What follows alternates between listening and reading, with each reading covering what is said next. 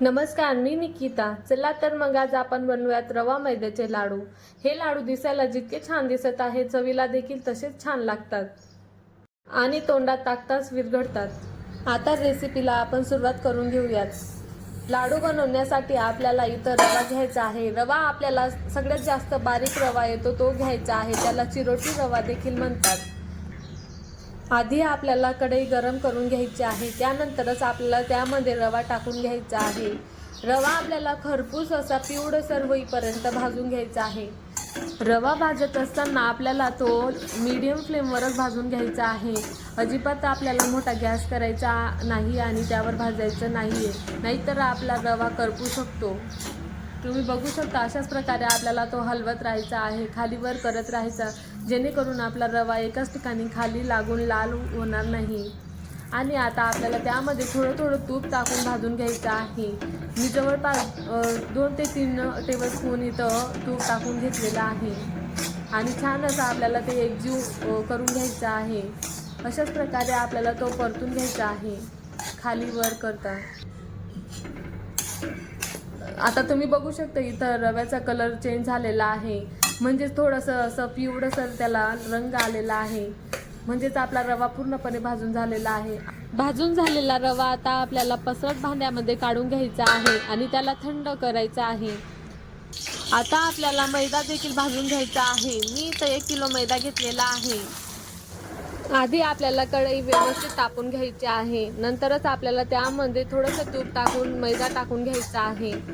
मैदा देखील आपल्याला खरपूस असा पिवळसर होईपर्यंत भाजून घ्यायचा आहे. अशाच प्रकारे आपल्याला खालीवर करत मैदा भाजून घ्यायचा आहे, जेणेकरून तो खाली लागणार नाही आणि करपणार नाही. आता तुम्ही बघू शकता आपल्या मैद्याचा कलर देखील बदललेला आहे, थोडासा पिवळसर आलेला आहे, म्हणजे आपला मैदा इथं भाजून झालेला आहे. आता आपल्याला त्या पातेल्यामध्ये व्यवस्थित टाकून मिक्स करून घ्यायचा आहे.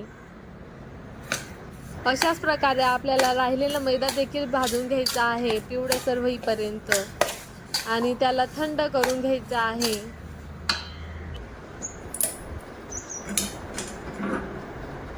आता तुम्ही बघू शकता आपली दुसरी बॅच देखील आपली तयार झालेली आहे आणि सगळं मिश्रण आपल्याला आता एकजीव करायचं आहे आणि त्याला ह्या मिश्रणाला थंड करायचं आहे.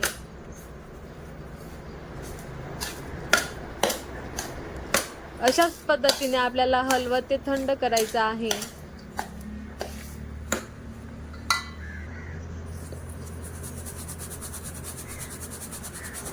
आता तुम्ही बघू शकता भाजल्यामुळे त्यामध्ये गुठल्या तयार झालेल्या आहे. आता आपल्याला त्या गुठल्या तोडून घ्यायच्या आहे. अशा प्रकारे आपल्याला गाळणीने गाळून त्या गुठल्या तोडून घ्यायच्या आहे. आता मी इथं अर्धा किलो पिठी साखर घेत आहे आणि त्यामध्ये आपल्याला मिक्स करून घ्यायचे आहे. चांगल्या प्रकारे आपल्याला ते एकजीव करून घ्यायचं आहे, जेणेकरून सगळ्या मिश्रणाला साखर लागेल. लाडू बनवण्यासाठी आता आपल्याला इथं अर्धा किलो तूप लागणार आहे. ते आपल्याला कडकडीत गरम करून घ्यायचं आहे. मग नंतरच आपल्याला ते मिश्रणामध्ये टाकून घ्यायचं आहे. एकदमच आपल्याला ते मिश्रणामध्ये टाकायचं नाही आहे, थोडं थोडं करून आपल्याला टाकून घ्यायचं आहे, जेणेकरून आपल्याला तुपाचा व्यवस्थित अंदाज घेता येईल आणि आपले लाडू व्यवस्थित होतील. आता तुम्ही बघू शकता आता आपण तूप टाकून घेतलेलं आहे. ते मिश्रण आपल्याला व्यवस्थित एकजीव करून घ्यायचं आहे.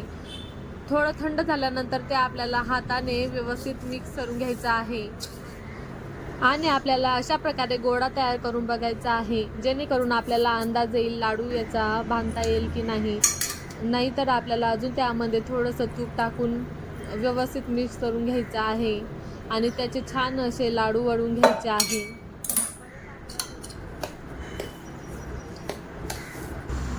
आता तुम्ही बघू शकता आपले लाडू असे छान असे वळले जात आहे